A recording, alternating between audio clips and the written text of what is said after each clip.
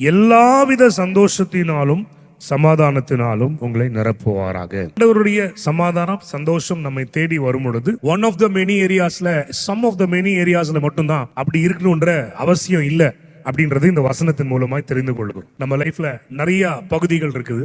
அதுல ஒரு சில பகுதிகளில் நமக்கு நிம்மதி இருக்குது, சந்தோஷம் இருக்குது. ஆனா ஒரு சில பகுதிகளில் நமக்கு நிம்மதி இல்லை, சந்தோஷம் இல்லை. அப்படின்ற ஒரு நிலைமைக்கு நம்ம காம்ப்ரமைஸ் பண்ணிக்க வேண்டிய அவசியம் இல்லை அப்படின்னு வேதம் சொல்லுகிறது. சில பேர் சொல்லுவாங்க, என் பிள்ளைங்களால எனக்கு நிம்மதியே இல்லை, எல்லாமே நல்லா போயிட்டு இருக்குது, ஆனா இந்த ஊழியத்தின் காரியங்கள் ரொம்ப தூங்கா இரவுகளை கொடுக்குது. இல்ல ஒரு சிலரோட லைஃப்ல எல்லாமே ஓகே பாஸ்டர், ஆனா குடும்ப உறவுகளில் எங்களுக்கு ஒரு சந்தோஷம் இல்லாமல் இருக்கு. பணம் இருக்கு, காசு இருக்கு, அந்தஸ்து இருக்கு, நல்ல வேலை இருக்கு, ஆனா வீட்டுக்கு வந்தா ஒரு நிம்மதி இல்லை.